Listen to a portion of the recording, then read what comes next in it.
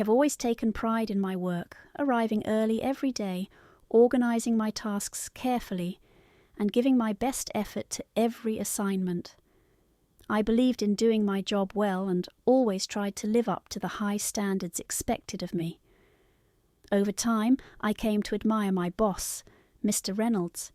He was not only smart and skilled, but also had a way of making everyone feel appreciated. His compliments and encouraging words motivated me, and I often thought of him as someone I could look up to. Then, one ordinary morning, while I was busy sorting through my emails, I found one that immediately caught my eye. It was from Mr. Reynolds, and the subject line read, "Join me for a special celebration." My heart gave a small leap as I opened it.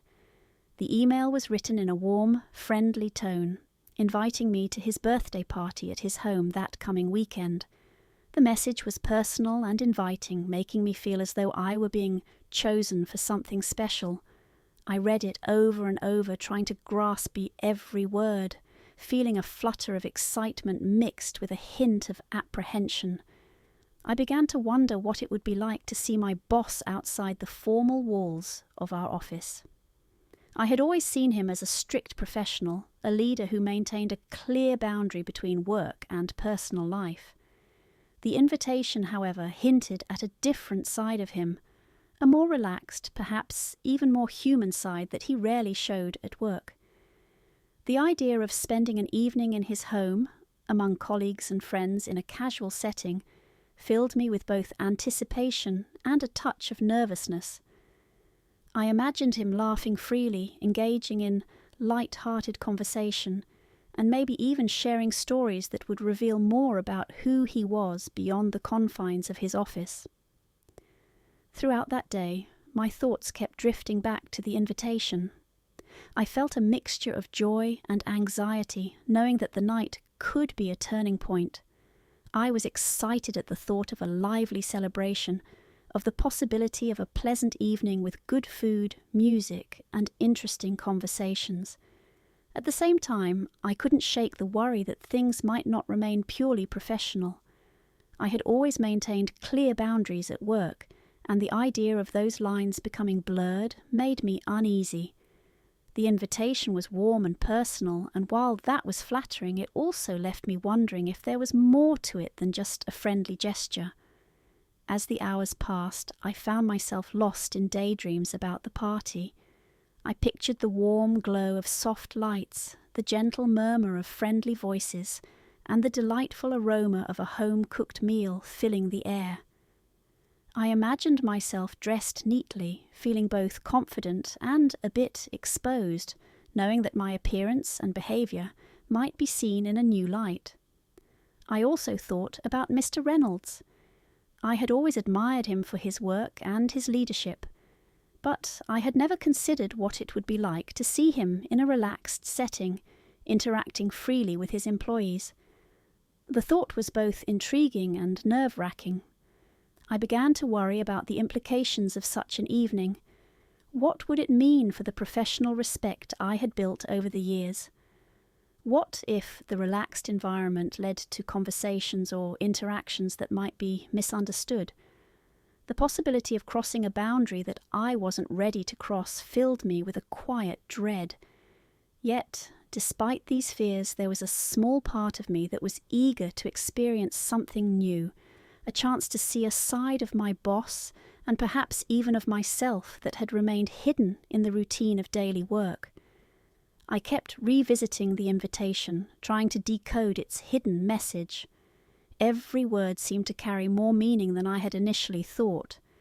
It wasn't just a formal invite, it was a personal outreach that suggested a desire to connect beyond the usual professional exchanges.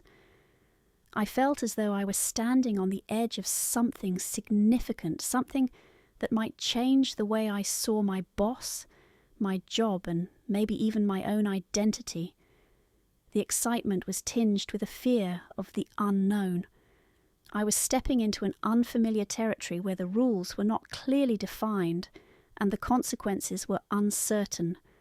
My mind became a whirlwind of thoughts. I thought about my colleagues and wondered if any of them had received similar invitations, or if this was something unique. I considered the risks involved, how a single evening could disrupt the carefully maintained balance between work and personal life. I worried about the power dynamics at play. After all, Mr. Reynolds was my superior, and his influence in the workplace was immense. The idea of mingling with him in a casual setting made me feel vulnerable, as if I were walking a tightrope between admiration and personal boundaries. As the day slowly turned into evening, my excitement grew, but so did my caution. I reminded myself of my values and the importance of self-respect. I knew that while it was natural to feel flattered by such a personal invitation, I had to keep my senses about me. I prepared myself mentally for the possibility that the evening might push me into uncomfortable territory.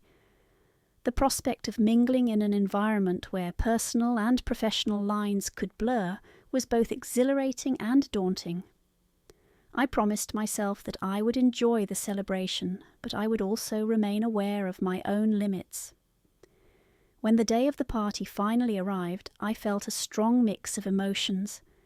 The invitation had already left a mark on me, a blend of excitement, curiosity, and a cautious hope that everything would remain respectful and light-hearted. I knew that no matter how the night unfolded, it would be a moment of change, an opportunity to see beyond the everyday routines and explore a different side of life.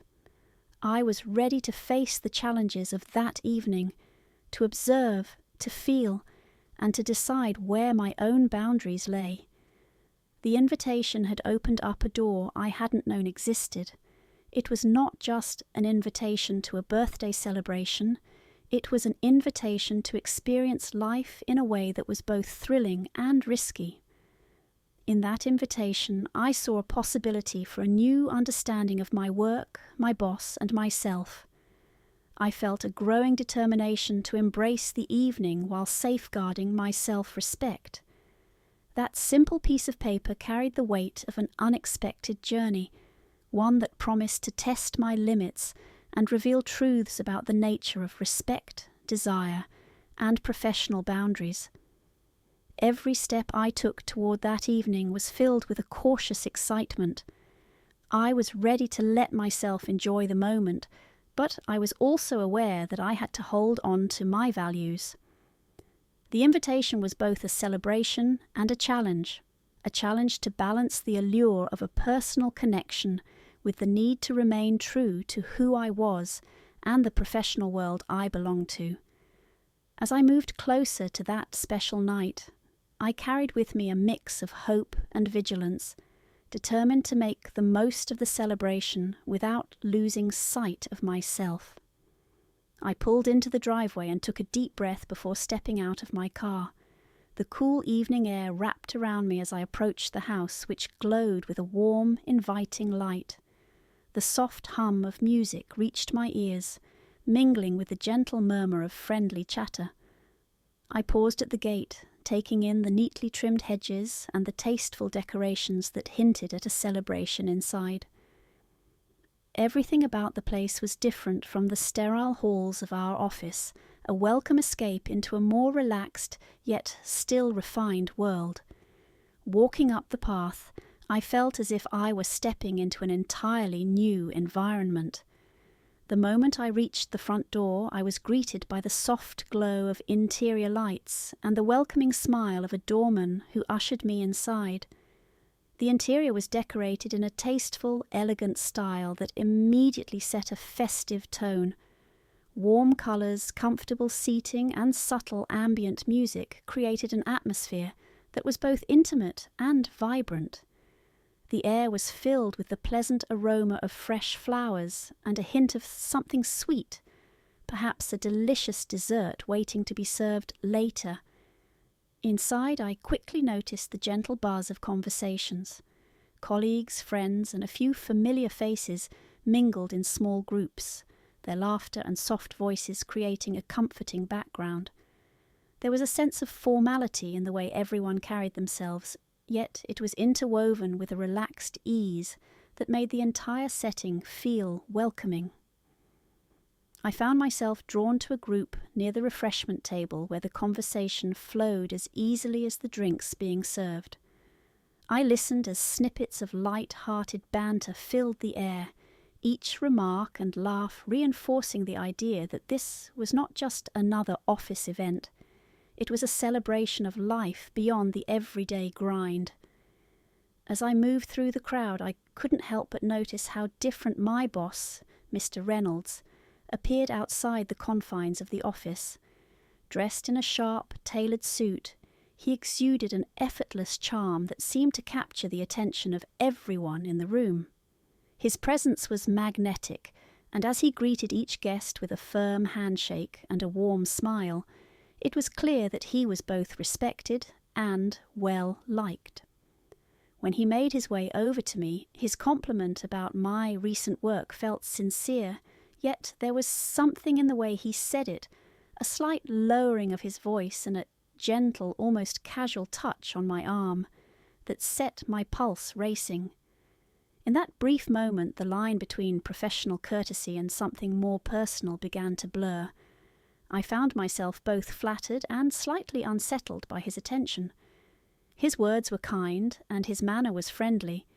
Yet, as he leaned in a little closer, I became aware of the subtle intimacy in his gesture.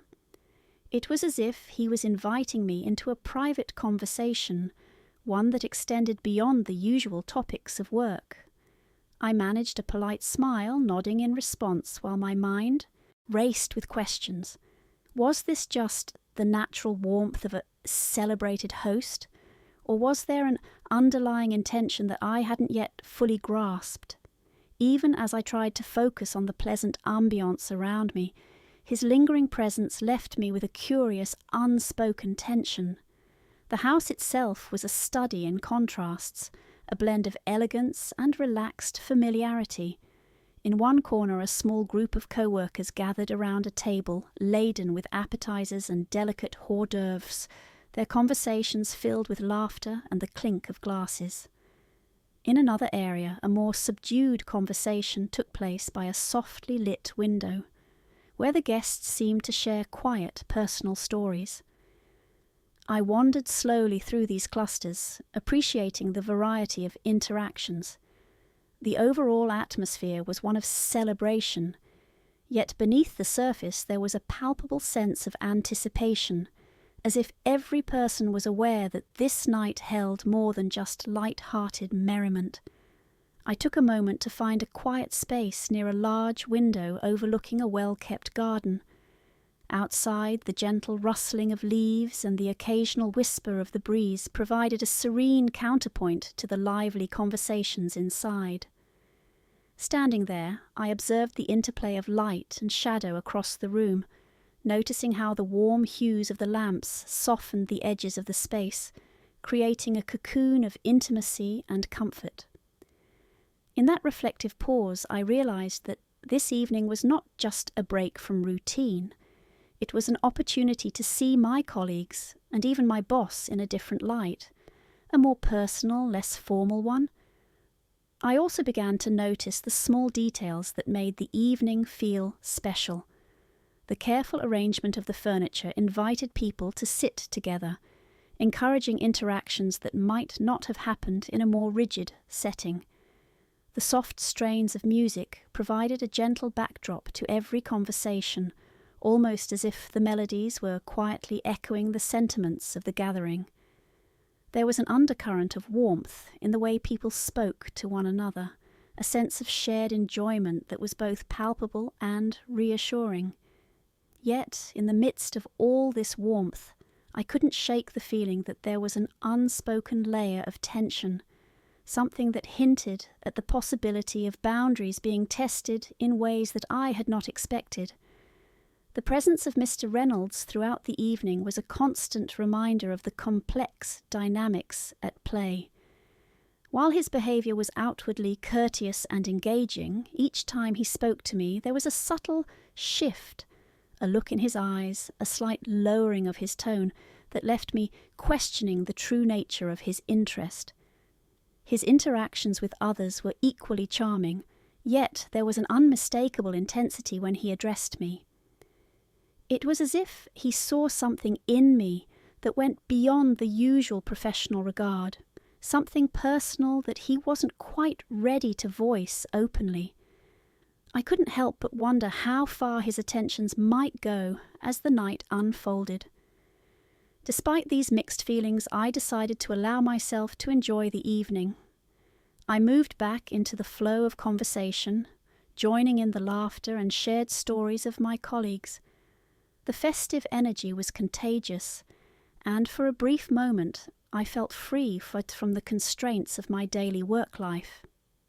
Every smile, every gentle touch, every whispered compliment added to the overall tapestry of the night, a night that promised both joy and the potential for unexpected change.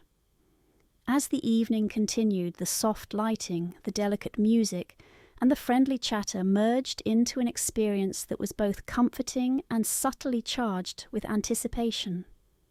Standing there, enveloped in the warm ambiance of the celebration, I realized that I was witnessing more than just a birthday party. I was experiencing a shift, a crossing of invisible lines that had always been neatly drawn in the workplace, now softly blurred by the intimacy of a shared personal moment.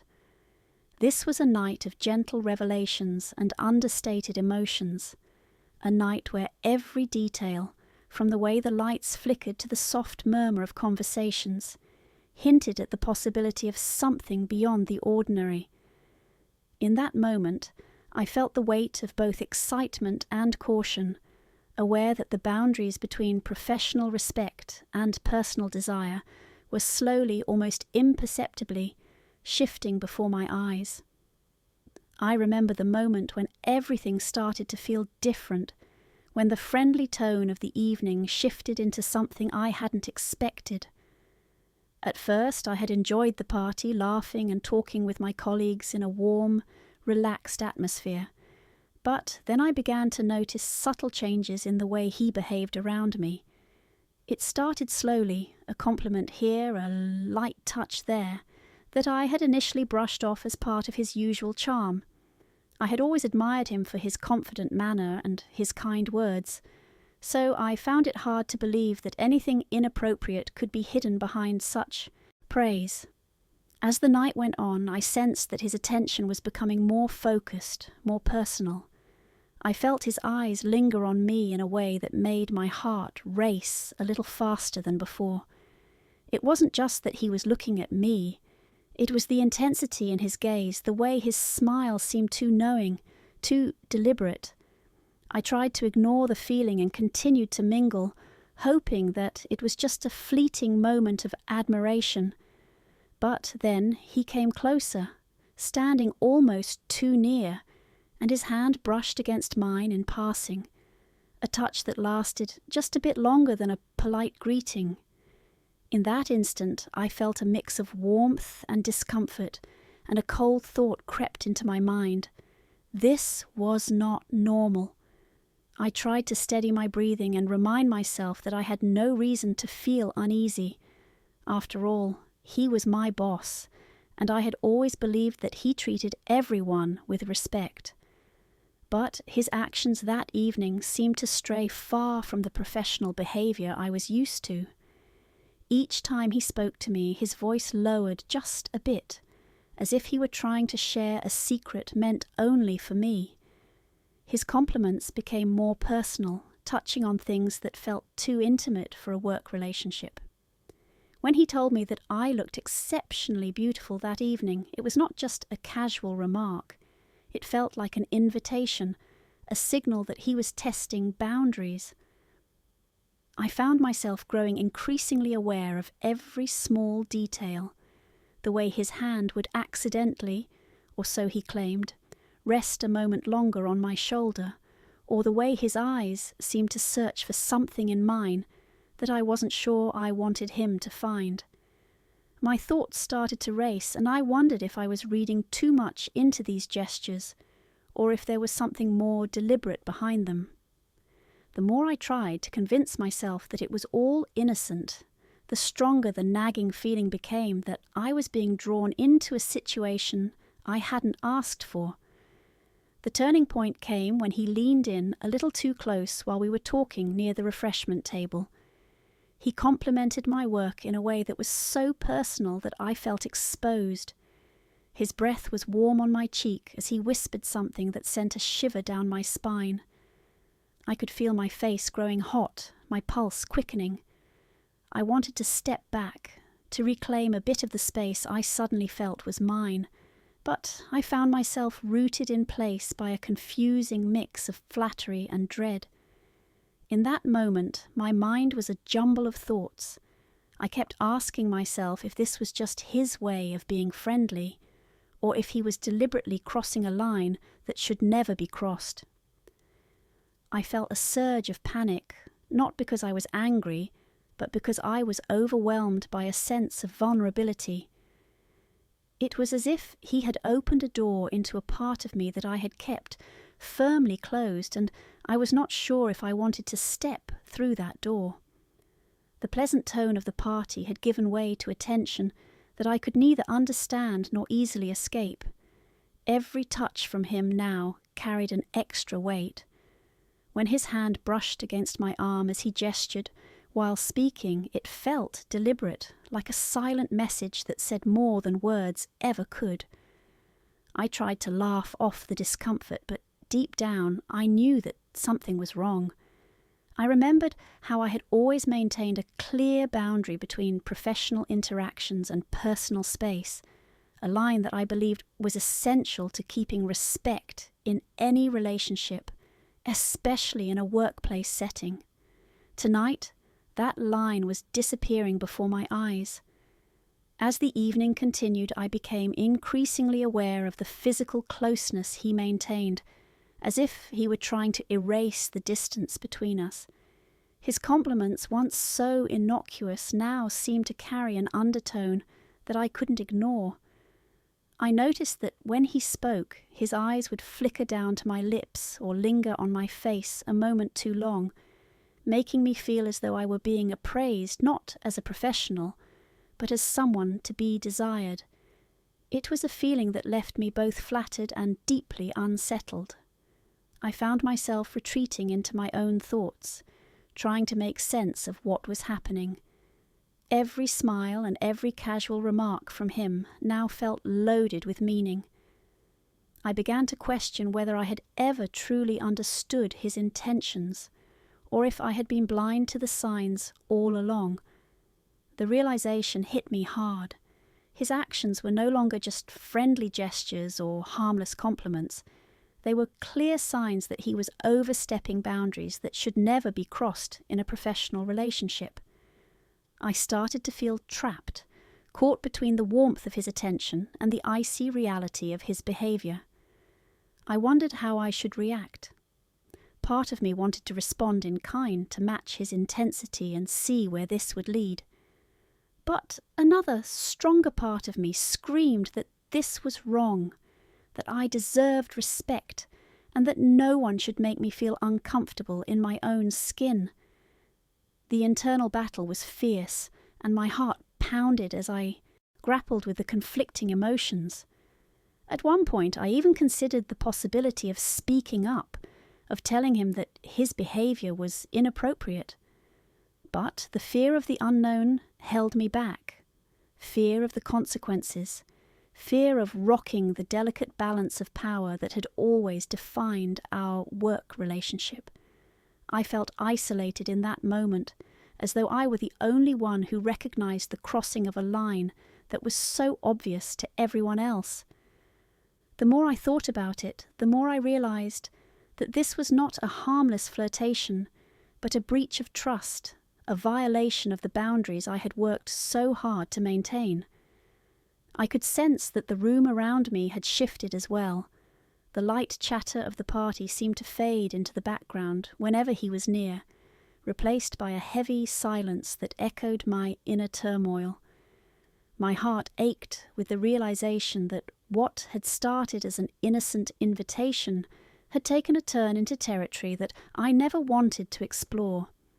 I began to see the evening in a new light, one that was marked not by celebration but by the growing weight of inappropriate advances that left me feeling exposed and powerless.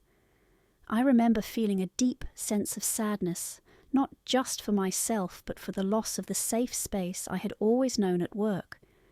The respect I had felt for him, the admiration I had held in my heart, was now clouded by the knowledge that he was capable of crossing a line that should remain forever uncrossed.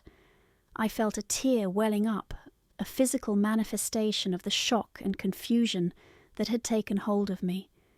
It was a quiet moment of personal betrayal, one that I wished I could rewind and handle differently. In the end, the warmth of the evening and the festive sounds of laughter and conversation served only to heighten the contrast with the cold reality I was facing.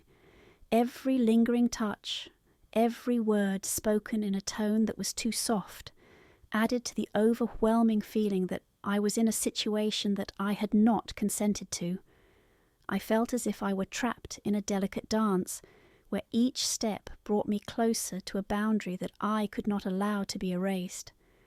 The memory of his hand on my arm, the way he leaned in so close that I could feel the heat of his breath, would remain with me long after the party ended. That night I learned a painful lesson about the limits of professional respect and the importance of personal boundaries. The experience left me shaken, confused, and determined never to let anyone cross the line again. Even now, when I think back on that evening, I am reminded of the importance of standing up for myself and insisting on respect, no matter how alluring or persuasive someone might seem. It was a moment of clarity amid the haze of inappropriate behaviour, a moment when I realised that no compliment, no matter how sweet, should ever come at the cost of my dignity. I felt the weight of every word and every gesture pressing down on me, a constant reminder that something was terribly off. My mind swirled with conflicting emotions, a cocktail of confusion, fear, and a reluctant, almost unwanted sense of being special. I couldn't help but replay each moment in my head, wondering how a single compliment could so completely unravel the familiar fabric of my everyday life. At first his attention felt flattering, a sign that I mattered in a way I hadn't expected, but soon that warmth twisted into something much colder. Every time his hand brushed against mine or his eyes lingered a beat too long, I felt a tightening in my chest. It wasn't just a simple human touch, it was as if each contact was erasing the boundary I had carefully maintained between respect and intimacy. I began to feel trapped inside a situation where my own thoughts were my only companions, and those thoughts were growing darker and more relentless with every passing minute. I retreated into a quiet corner, away from the hum of conversation and the easy laughter that surrounded everyone else. In that stillness, the noise of the party faded until all I could hear was the rapid beating of my heart. I tried to calm myself with deep breaths, each one a desperate attempt to push back against the overwhelming tide of emotions. But with every inhale, I could feel the bitter taste of isolation, a sense that I was completely alone with this burden. There was no one there to understand the internal storm raging within me. As I sat there, lost in thought, I began to question everything. How had I allowed this to happen? I prided myself on knowing my limits, on keeping my professional and personal lives distinctly separate. And yet here I was, caught in a web of conflicting feelings. Part of me still craved the attention and the subtle validation it brought, while another part recoiled in horror at the breach of my personal boundaries. I was being pulled in two directions at once, the desire to believe in the innocence of his gestures and the stark realization that something was deeply wrong. Every touch, every softly spoken word echoed in my mind like a warning I couldn't ignore. I found myself obsessively analysing the details. A gentle hand on my arm, a whispered compliment that sounded too intimate, the way his gaze seemed to say more than his words ever could.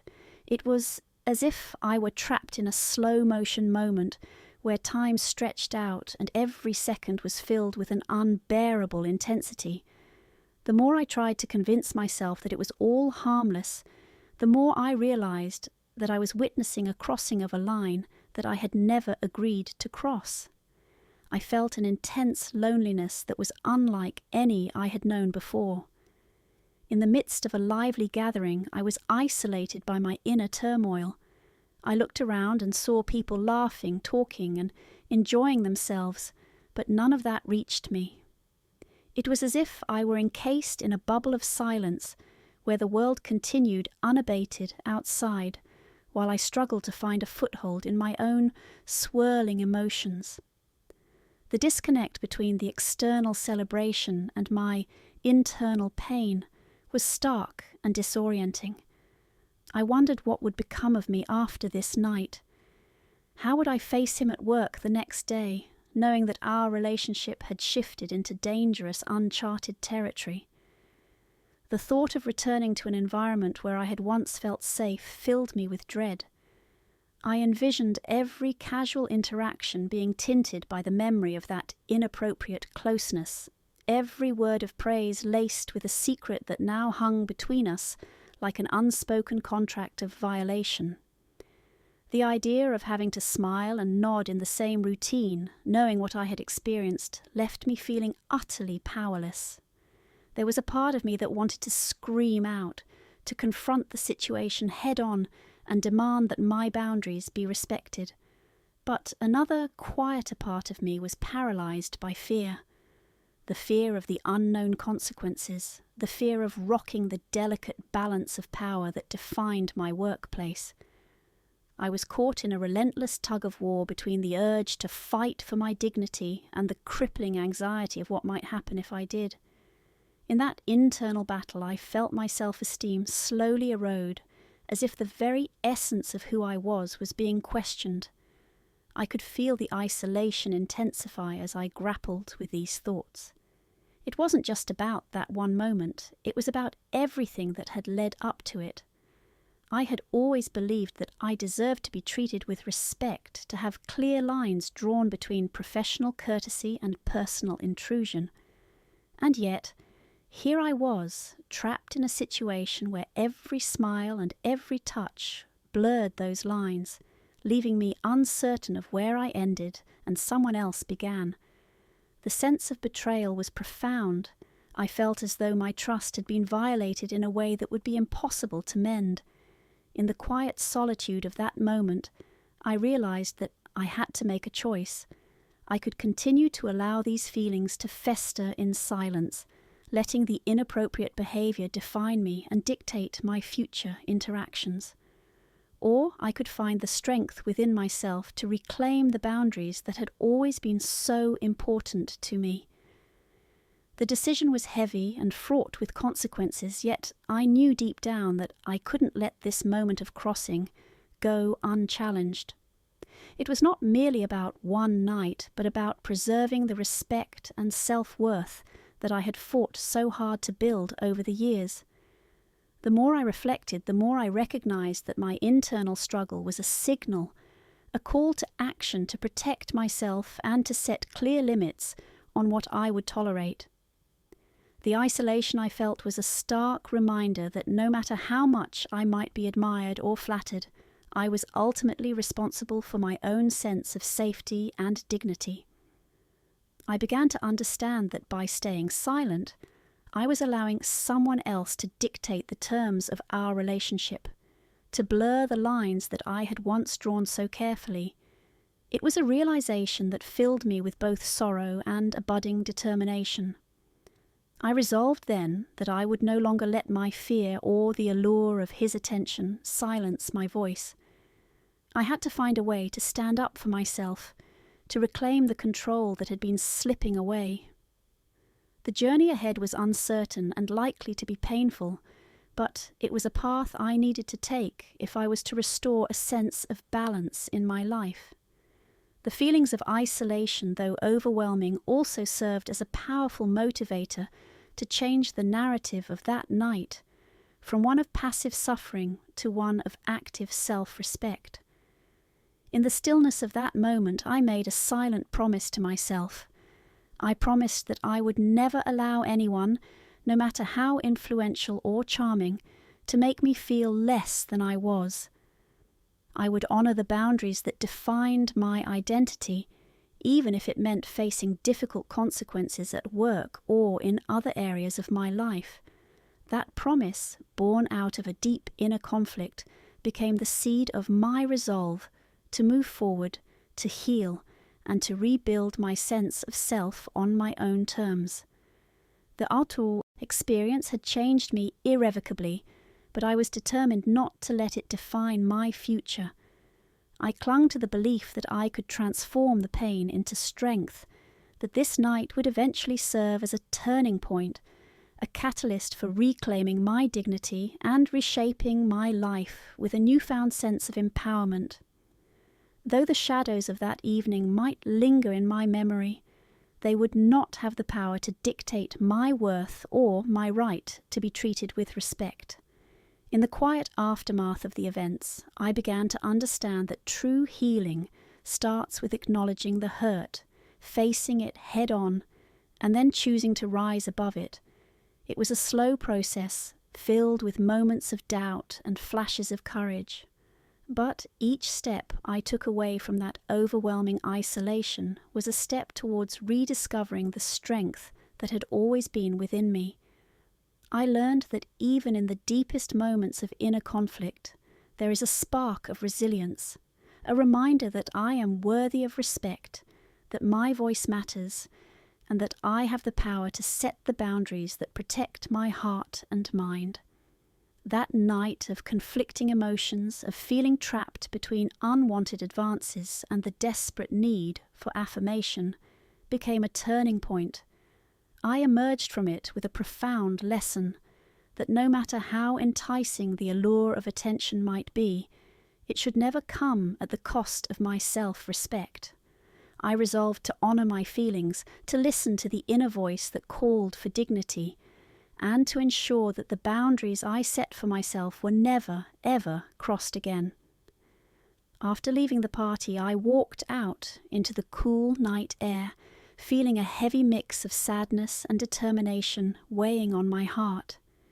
Every step away from that bright, inviting house was filled with conflicting emotions.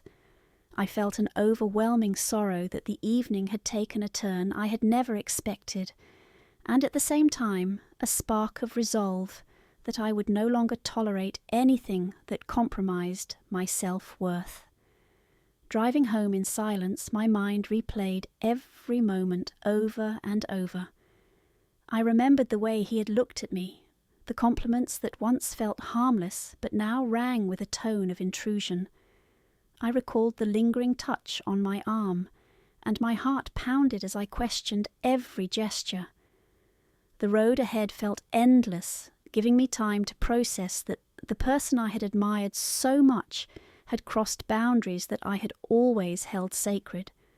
I wondered how I could ever look at him the same way again, or even feel safe in the same environment where I had once found comfort. Once home, I sat quietly, feeling the echoes of the night resonate within me. I didn't feel the need to talk to anyone immediately. Instead, I let the silence of my room embrace the storm of thoughts that raced through my mind. I replayed the events in my head, the compliments, the soft words spoken too closely, and the moments when the distance between us seemed to vanish completely. With each recollection, I felt both a rising anger and a deep, aching sadness. It was clear that something fundamental had shifted, not just in the dynamics between us, but within me as well. I thought about all the times I had believed that a simple compliment was harmless, that a friendly touch was just a kind gesture. But now, each memory carried a weight that I could no longer ignore, I realized that respect and clear boundaries were not optional, they were essential. I had allowed the lines between professionalism and personal space to blur, and that had led me to a place of inner conflict and vulnerability. I felt betrayed not only by his actions but also by the quiet acceptance within myself that had let things go too far. In that quiet moment, I recognized that I had a choice to make. I could let the hurt and confusion continue to define my thoughts, or I could take this painful experience as a turning point, a chance to reclaim my dignity. The decision was not easy. I felt torn between the allure of his attention and the clear knowledge that his behavior was unacceptable. I knew that if I did not speak up or set my boundaries firmly, I might lose a part of myself that I valued dearly. Slowly, I began to write down my feelings, allowing the words to spill onto paper as a form of release. With every sentence, I acknowledged the mix of emotions inside me, fear, sadness, and a growing determination to change things. I realized that the hurt I was feeling was a signal, a call to protect my own well-being. I deserved to be treated with respect, and I would no longer allow anyone to make me feel less than that. I began to think about the future. The idea of facing him at work, or even seeing him again in social settings, filled me with apprehension. But I also understood that living in fear and self-doubt was not a path I was willing to follow any longer. I decided that I had to find the courage to stand up for myself, even if it meant facing difficult consequences. I knew that my feelings were valid, and that the boundaries I had, always held sacred, were non-negotiable. With each passing hour, the initial shock of the night started to give way to clarity. I recognized that the actions I had endured were not just one-off events, but a clear violation of the respect that should always exist in any relationship, especially between a boss and an employee. I realized that if I remained silent, I would be giving permission for such behavior to continue unchecked. The thought was unacceptable, and it stirred a determination deep within me, a determination to take action for the sake of my own self-respect. The weight of that realization was both sobering and empowering. I knew I had to speak out, whether it was to him directly or by seeking support from someone I trusted. I decided that I would not let this experience define who I was. Instead, it would become the catalyst for a new beginning, a journey towards reclaiming my dignity and rebuilding my confidence. I understood that this was not just about one night or one incident. It was about reaffirming my right to feel safe and respected in every aspect of my life. I made a promise to myself then and there. I vowed to never let fear silence my voice again, to set clear limits on what was acceptable, and to demand the respect I deserved. I promised that I would seek help and advice, whether from a trusted friend, a mentor, or a professional counselor, to ensure that I was not alone in this process. I understood that speaking up might be hard, and the consequences might be challenging to face, but I also knew that the cost of silence was far greater. In that moment of introspection, I started planning the next steps. I considered the possibility of having a direct conversation about what had happened or, if necessary, taking formal action to ensure that such boundaries were never crossed again. The idea of confronting him filled me with nervous energy, but it also filled me with the sense that I was finally taking control of my own narrative. I realized that self-respect was something I could reclaim, and that no one had the right to diminish my worth. As the night slowly gave way to the early hours of the morning, I felt a subtle shift within me. I was still hurting, and the memories of that night would likely linger for a long time, but I now carried a spark of hope. I knew that healing was a journey, one that would require time, courage, and unwavering determination. I was ready to take that journey to rebuild the part of me that had been shaken and to emerge stronger than before. I sat there in the quiet of my room, feeling the first glimmers of a new beginning. The pain of that evening would not disappear overnight, but it had sparked something in me, a realization that I could transform this experience into a source of strength. I was resolved to protect my boundaries, to stand up for myself, and to ensure that I was never put in a position where I would feel unsafe or disrespected again. In that solitude, I felt empowered by the decision to reclaim my dignity. I recognized that while the night had been painful, it had also opened my eyes to the importance of self-care and the necessity of maintaining clear, healthy boundaries in every relationship. I resolved to learn from the experience, to carry the lessons forward, and to never allow myself to be diminished by the actions of another. This turning point, as painful as it was, marked the start of a new chapter in my life. I was ready to take back control, to rebuild my self-esteem, and to set the standards for how I expected to be treated. The journey ahead might be difficult, and the scars might remain, but I knew that every step I took towards asserting my worth was a step in the right direction. Now, as I move forward, I do so with a heart that has been tempered by experience and a mind that is clear about what I deserve. I am determined to create a future where my dignity is respected, where I can work and live without fear, and where my voice is heard. I have learned that respect is not optional. It is a right that must be defended, and I am ready to defend it with every ounce of strength I possess. This is my new beginning, a commitment to myself, to my self-worth, and to a future where I am treated with the respect I have always deserved.